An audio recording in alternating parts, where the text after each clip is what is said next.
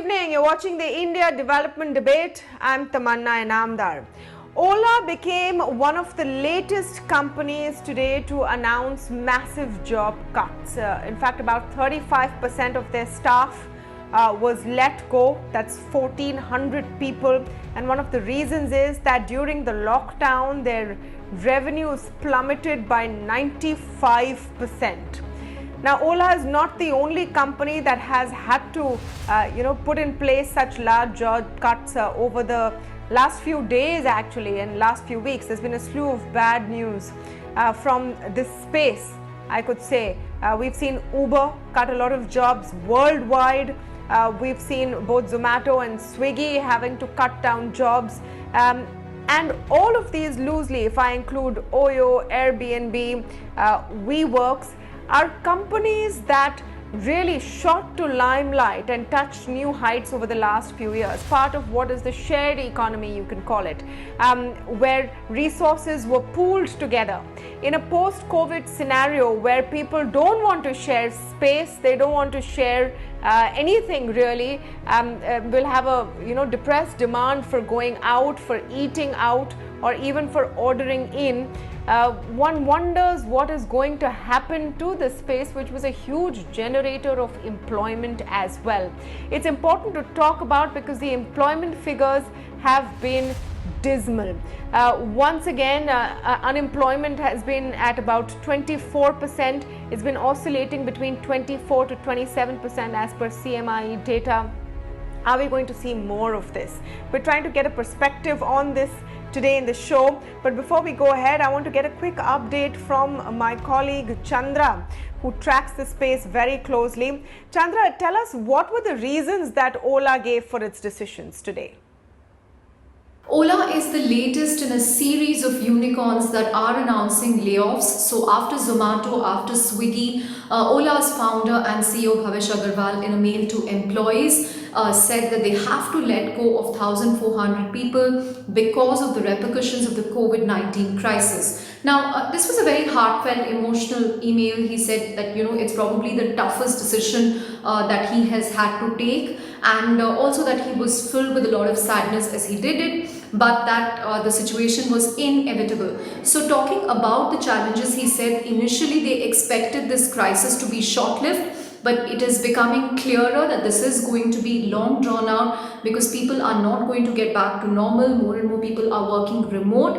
Ola's business, in fact, has fallen by 95% in 2 months. So with more and more people working remote, they don't see a lot of potential here, which is why they are announcing these series of tough measures. And he hopes to really rebuild the company. But he has also added that the prognosis at this point is unclear and uncertain. So it's clearly going to be a tough road ahead for all these startups. Because remember, apart from the direct employment that they've created, the permanent employees who they are laying off, they've also had a huge indirect impact on employment, whether it's delivery partners, whether it's drivers who pitch in. So this is going to have a huge domino effect going forward. People are saying this is only the beginning. A NASSCOM survey said 70% of startups have cash runway of less than 3 months. So the pain is going to get intense in the Indian startup ecosystem. Well, we'll have to see what is happening to the startup space as well. A recent NASSCOM report doesn't paint a very pretty picture. It's a pretty grim picture with a large majority of the startups feeling pressure, fundings drying up, and also I think a questioning of what the true value was coming into these companies. But let's get some more perspective. I have a great panel of speakers lined up for you. I'm joined today by Menon, co-founder and CEO of BigBasket, Sashi Kumar, MD of Indeed India, it's a job search platform, and Rehan Yar Khan, managing partner of Orios Venture Partner, who just by the way was one of the first investors in Ola. So let me begin, Mr. Khan, with your perspective on what we're seeing today. These are tough times. Do you think Ola and Uber and other companies like that can survive it? Hi, thanks for having me on your show. Yes, certainly very tough times, very unusual times. We did a lot of thinking about this at the fund. We spoke to a lot of people. And here's a conclusion we came to, right? That if lockdown is holding down the infection rate, lifting lockdown will cause a resumption in the infection rate. So you're going to be in some form of semi-lockdown for the next 12, maybe 24 months, because till the vaccine arrives or there's some form of cure, right? And the industries which are going to be hardest hit in these 12 and 24 months is going to be travel and tourism is going to be very heavily hit.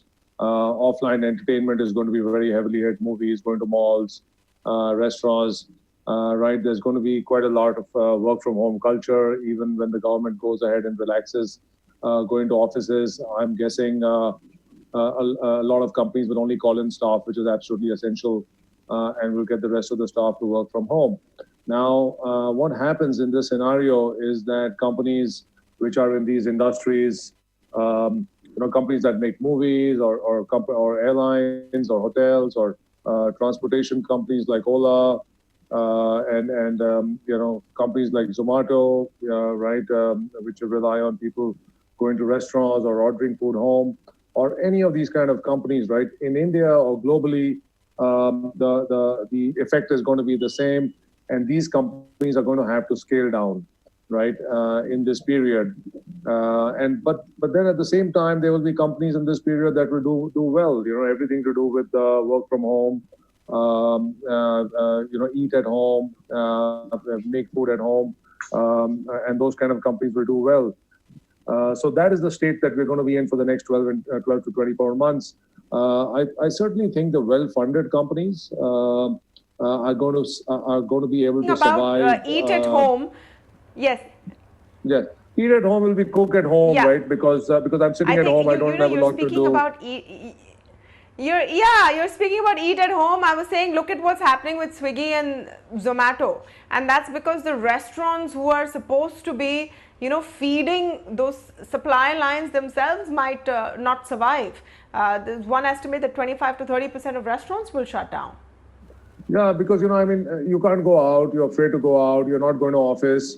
You're sitting at home and eating. So a lot of the food delivery companies used to deliver to offices. So that whole business is gone, right? Because people are at home, they're opening up recipe books and they're cooking things. I keep seeing everybody post their pictures on Facebook. That's sort of what's happening at the moment. And I think till we are not clear of this infection, I think a lot of this will not come back, right? So that's our thesis.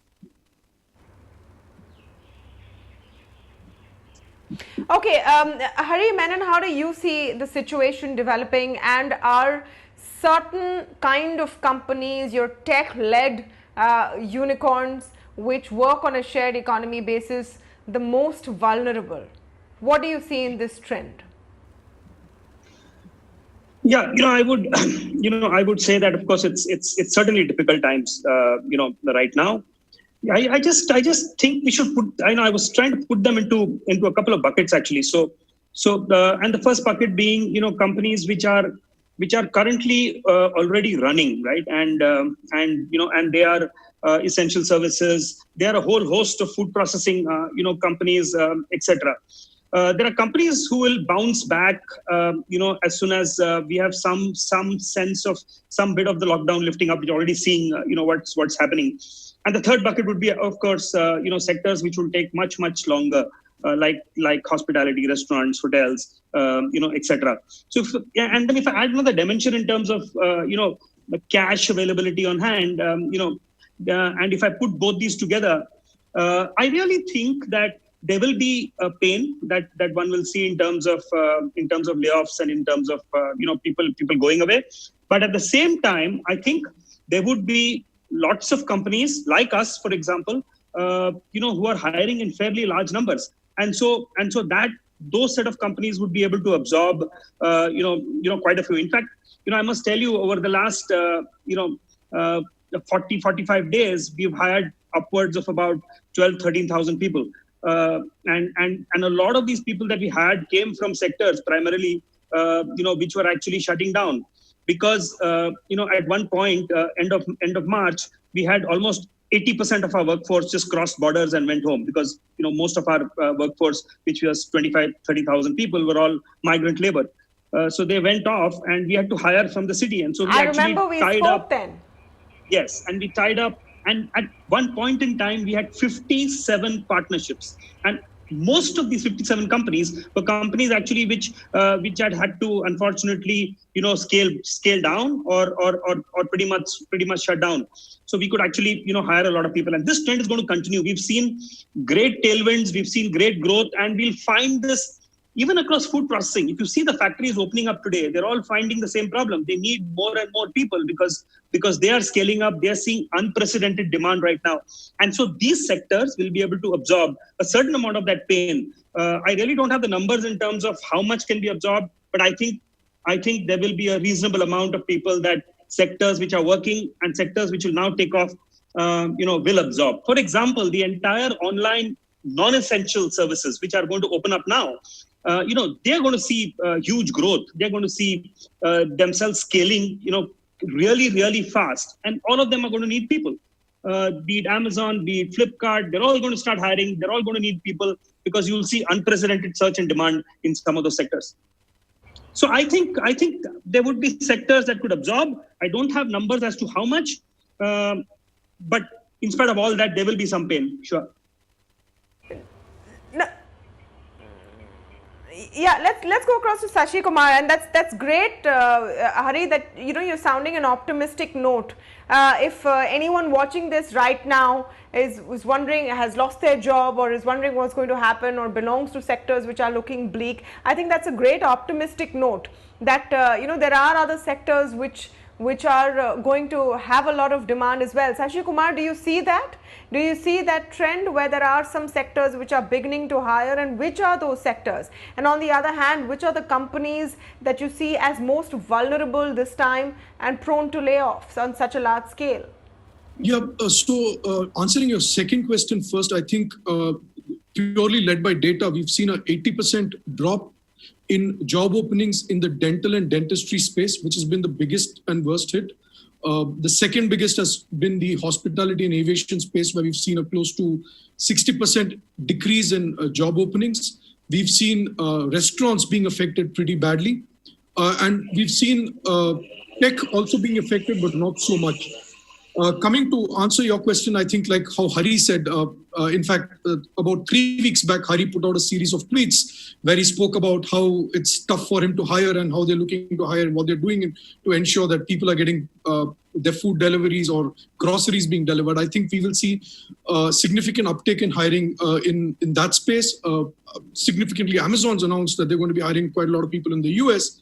And as we see non-essential deliveries open up, we'll see both companies like Amazon and Flipkart possibly hiring good numbers.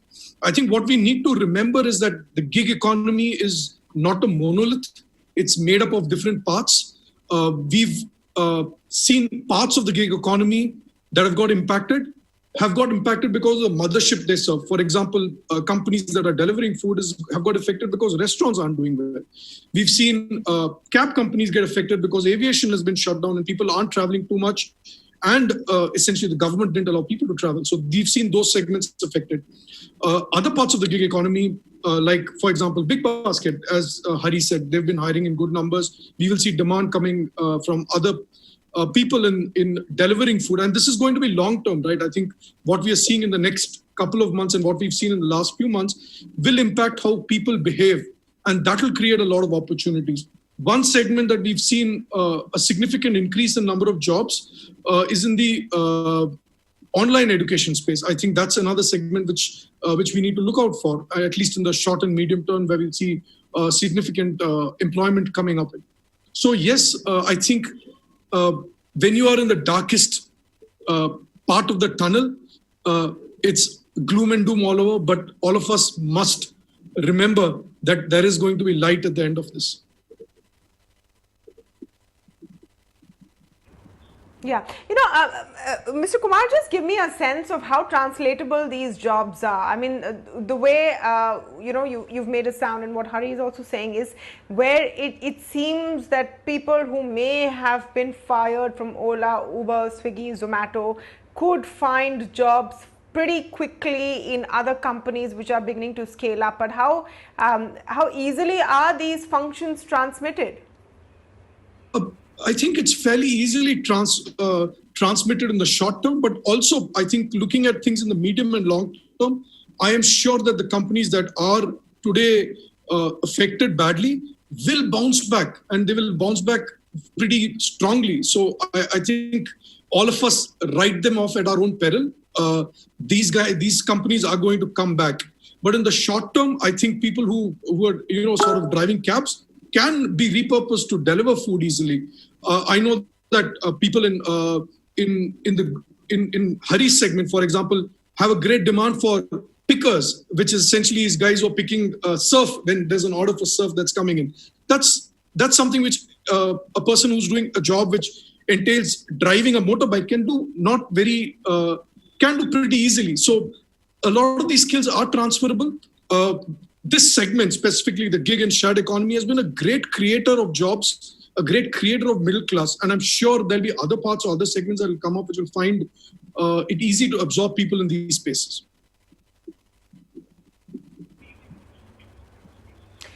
That churn might take some time. Meanwhile, Rehan, I just want to get your sense on what is happening with the funding for startups. A pretty grim NASSCOM report which was released this week talking about how startups are really going to see valuations being looked at very closely, a lot of scrutiny there, maybe some funding drying up. Your perspective on how long that pain is going to last? Yes. So there are a few dimensions here to the entire issue. The first dimension is that there are certain sectors which are going to continue during this 12 to 24 month period till the vaccine arrives and is widely disseminated. And there are certain sectors which are going to be hit, right? So we've established that. I think both my fellow panelists have said the same thing. So I think sectors which are going to continue and do well, and those are, I think they are the following buckets, right? Anything which is online only, things like Zoom or online gaming, subscription like Netflix, media companies, right, which are online only. I think those businesses will flourish. Online to offline businesses like Hari, where you order online and you deliver offline, because people aren't going to malls, etc. I think those will flourish. Anything to do with essentials, anything to do with work from home, anything to do with medical, right? SaaS companies that support all of these.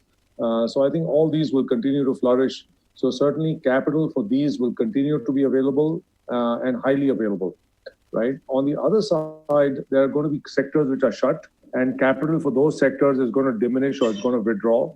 Right, and that capital is going to, they may have to do down rounds and get bridge rounds, etc., to be able to wait out this period till business comes back, in let's say in 24 months' time. The good news, however, is that so I've been investing since 2008, and I saw the financial crisis of 2008. Then I saw a mini crisis in 2016, where many VCs left India. I think the good news is that the VC ecosystem in India has grown tremendously in all these years. There are lots more funds now. There are lots more funds which are focused on India. There are a lot of funds that believe in the long-term India growth story. So they have not withdrawn in a hurry. I think the funds are here to stay. But what they're going to do is they're going to take a decision between which sectors are investable and which sectors are not investable.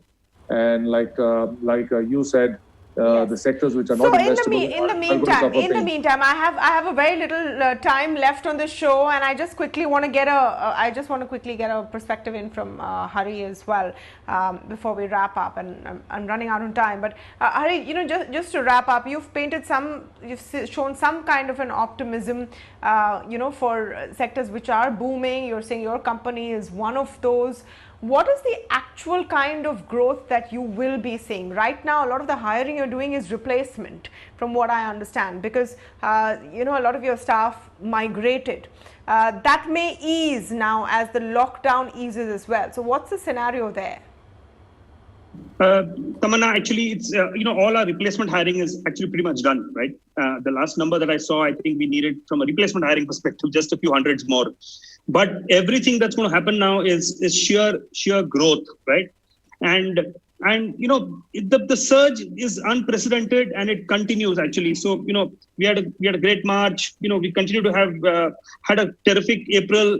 May is even better actually, and so we are going to see the surge continuing. And to just give you a sense of numbers, it's 35%, month on month, which is growth that one hasn't seen for a long time. And that's what's going to basically ensure that more and more people are added. I just want to also add to the earlier question on transferability of people. I think they are very, very transferable. We had hired people from garment factories actually during about a month back and got them to actually work in our distribution centers, right? And so every job, all the jobs that we need are easily transferable from what's actually available. At what levels are these? At blue collar. Yeah, I'm out of time, but I just quickly want to get this in. Transferable at what level? Is it only at the lower level? Yeah, at the blue collar level. That's really what I'm talking about, Tamanna. And that's where the pain is really felt, right?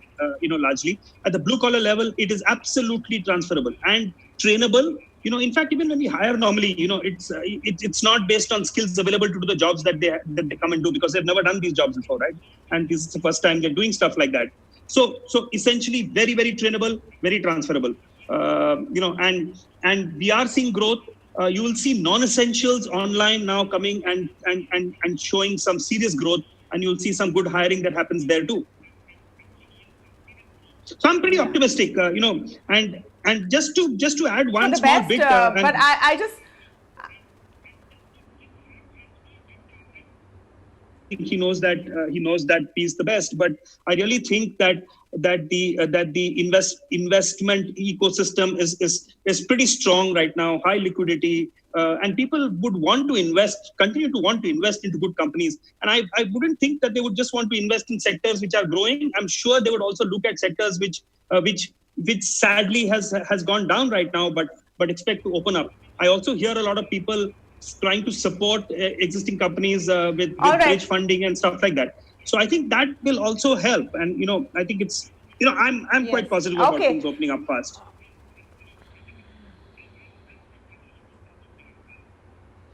Absolutely. Let's stop on that positive note and hope for the best. Though I have to say that, Hari, you said the pain is largely in the blue collar section. Yes, it is. But the pain right now is everywhere. Blue, white, or whatever color you may say. The pain is everywhere. Losing a job is painful in the middle of a pandemic, no matter what your situation is. And it's great if we can provide some kind of a silver lining. Thank you so much, gentlemen, for joining us on this discussion this evening on the India Development Debate.